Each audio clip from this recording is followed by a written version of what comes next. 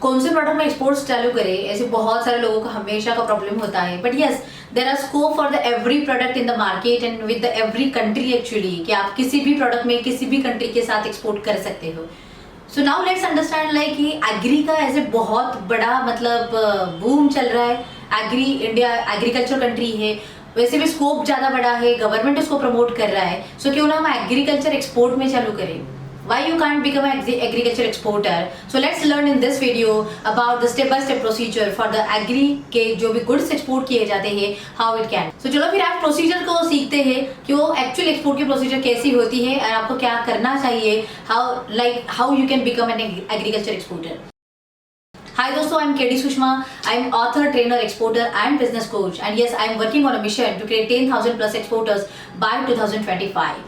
सो बात तो वही है ना कि अगर हमें सच में कुछ तो करना होगा तो either you need to learn by self और either you need to connect someone that they will help you. And yes, definitely Global Fortune is there to train you, consult you, guide you, support you in this export journey. So yes, if you are not joined yet, yes, you can connect with the Global Fortune family by registering on www.kdsushma.com/book now. And yes, अगर किसी ने अभी तक channel को subscribe नहीं किया है, so just do subscribe this channel right now. And ऐसे बहुत सारे वीडियो आपको सुनने के लिए मिलेंगे that will be easier to start the export import journey. Now come to the point for the step by step procedure for the agriculture export के लिए। एक तो फर्स्ट स्टेप पहले आएगी कि अगर हमें एग्री में ही एक्सपोर्ट के लिए जाना है तो मेक श्योर दैट कि आपका प्रोडक्ट पहले सिलेक्टेड होना चाहिए। मतलब it is not like that कि मुझे एग्री एक्सपोर्ट करना है तो मैं कुछ भी प्रोडक्ट लेके सिलेक्ट करूंगी या कुछ भी प्रोडक्ट एक्सपोर्ट करने के लिए तैयार हूँ। अगर कोई पूछता है कि आप लेमन दे सकते हो क्या, चिली दे सकते हो क्या, ओनियन दे सकते हो क्या, आप पोमोग्रेनेट दे सकते हो क्या, या फिर आप पाइनएप्पल दे सकते हो क्या, कोकोनट दे सकते हो क्या। So like people are ready for everything, how you can be. So जैसे मैं हर सेमिनार में मेरे कहती हूँ ना कि लाइक आप हर प्रोडक्ट के लिए, हर मार्केट के लिए रेडी कैसे हो सकते हो। यस, उसके लिए भी एक्सेप्शन है। व्हेन आप रेडी हो सकते हो जब मार्केट में आपका ऑलरेडी सेटअप बना है, आपके सारे प्रोसीजर सेट हुए हैं। एंड यस, मैं कहूंगी कि add up the basket. So multiply किया जा सकता है बास्केट को। मतलब you can start with the 1 but you can end up with the 100s also, with the 1000s also and with the number of products also. But to the start for the agri export के लिए मैं कहूंगी एक तो decide करो कि आपको lemon export करना है, बनाना करना है, ग्रेप्स करना है, ओनियन करना है, व्हाटएवर यू आर। उसके पहले डीपर में जाओ कि वो प्रोडक्ट क्या है, उसकी शेल्फ लाइफ क्या है, साइज, स्पेसिफिकेशंस, टाइप्स, वैरायटी वो कैसे होते हैं, पैकेजिंग क्या है, वो कौन से पैकेजिंग में अगर कौन से कंडीशन में रखा जाए तो उसकी शेल्फ लाइफ बढ़ सकती है।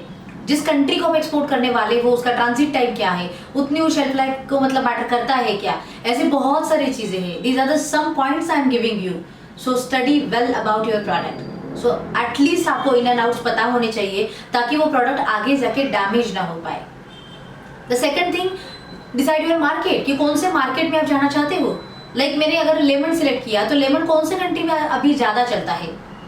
उसके लिए एक जनरल आपको वे आउट बताऊंगी कि कौन से मार्केट में कौन सा प्रोडक्ट ज़्यादा तौर पे बिका जाता है या फिर इंडिया से एक्सपोर्ट किया जाता है। तो उसके लिए you can visit to DGFT website, director general of foreign trade की वेबसाइट पे जा सकते हो और वहाँ पे आपको एक्सपोर्ट इंपोर्ट डेटा बैंक ये टैब मिलेगा और वहाँ पे जाके HS कोड प्रोडक्ट का डाल के भी आपको सारी इंफॉर्मेशन वहाँ पे मिल सकती है कि वो प्रोडक्ट लाइक अगर एग्जांपल के तौर पे हमने लेमन लिया तो लेमन अभी इंडिया से कौन से कंट्री को एक्सपोर्ट किया जाता है।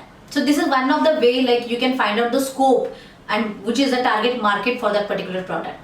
सो जब भी आप प्रोडक्ट को सिलेक्ट करते हो और उसके बारे में जानकारी रखते हो, सेम थिंग जब भी आप मार्केट सिलेक्ट करते हो आपको उसके बारे में भी जानकारी रखनी चाहिए। So you should know something about that country, like what is the trade, population, economy, like commercial, like trade statistics हो, डिमांड एंड सप्लाई हो, उस वहाँ के लोगों के टेस्ट प्रेफरेंसेस हो। So these are some of the things like you should understand about that market. उसके बाद आता है ओके चलो हमने डिसाइड किया कि अभी लेमन का कंटेनर दुबई जाने वाला है या फिर बनाना का कंटेनर दुबई जाने वाला है।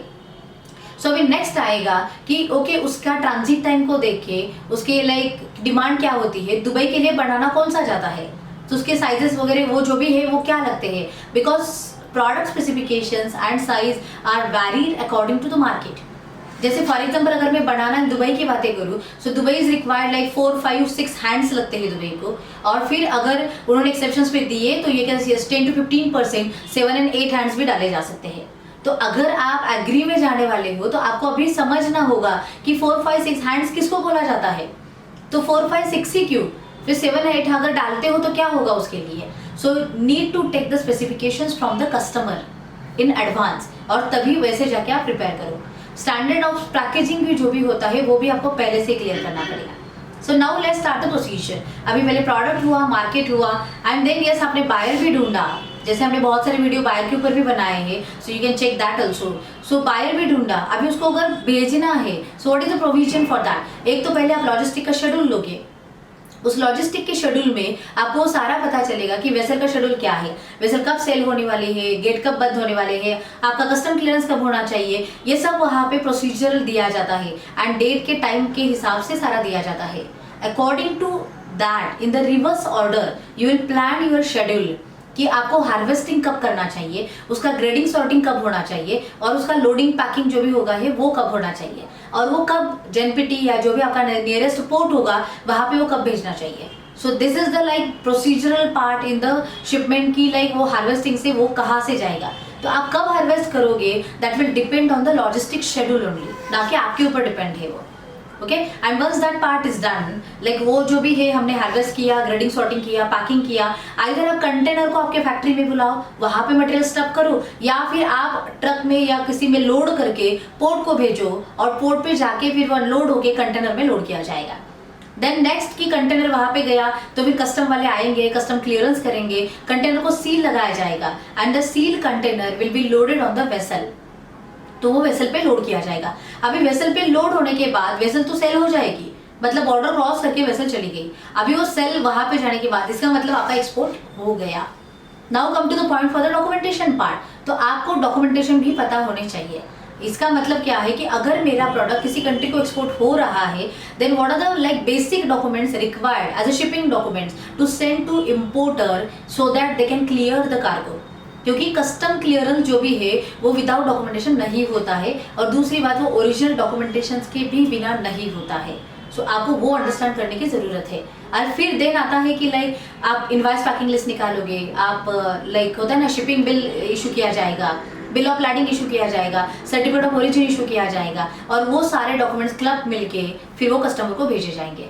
But still in the agriculture there is one of the important document issued for the agri product. So despite of the country, but it is for the agriculture, phytosanitary. So this is one of the certificate actually आपको निकालना पड़ेगा, और वो sample testing के बाद मतलब वो निकाला जाता है। Plan quarantine is the issuing authority for that certificate. और ये सारे डॉक्यूमेंट्स निकाल के you will make a bunch of that documents, set of that documents and you will send to your customer through the bank. फिर वो documents वहाँ पे पहुंचेंगे, और फिर वो मिलने के बाद कंटेनर तब तक वहाँ पे पहुंच गया होगा, फिर कस्टमर विल गो देयर, आपका इंपोर्टर वहाँ पे जाएगा, डॉक्यूमेंट सामने मतलब हाथ में है, कंटेनर आपका गुड्स सामने है, then it will the clearance will be done and the goods will be cleared, और फिर वो लेके वो इंपोर्टर चला जाएगा। So this is the basic step by step procedure for the agriculture export. Now अगर मैं कहूँ कि चलो कौन से प्रिकॉशंस लेने चाहिए एग्रीकल्चर एक्सपोर्ट में, so you need to check care like take care of the packaging part, क्योंकि डैमेजेस होने के चांसेस प्रोडक्ट को बहुत हो सकते हैं, आपको उसकी खबरदारी लेनी चाहिए। देन प्रोडक्ट के मतलब कैसा है, क्वालिटी में कैसा है, तो ये भी आपको देखना चाहिए। So there are number of points actually agri में कितने चैलेंजेस आते हैं या क्या क्या चैलेंजेस आते हैं। So we will see in the next video like about the agri challenges कि क्या होते हैं और किससे नुकसान होता है और how you can avoid that. So I hope कि स्टेप बाय स्टेप एग्रीकल्चर की प्रोसीजर तो आपको समझी होगी। Now it is not a rocket science, I know you can understand that, but still there are some loopholes in the procedural part also, in the market, in the customer and in the terms and conditions also. So make sure you have clarity about the business practically, not theoretically. Understand the business and yes, very well you can start the export import business. For anything you can comment in the comment box, and yes, you can tell me like what kind of like questions you are facing in the export import business, so I can help you to start your export import journey. And yes, to start with you can check the export import basic guide also. I have written the book on export import, Global Fortune, get ready for export import. This is available on the kdsushma.com also, written in simple understandable English language, and shipping is free all over India. The price is only 500 rupees, so you can start the journey from now also. Yes, you can join to the Telegram channel of the Global Fortune, and yes, there also we are sharing a lot of updates about the export import business. But not least, don't forget to take action, because action only leads the results. So start now.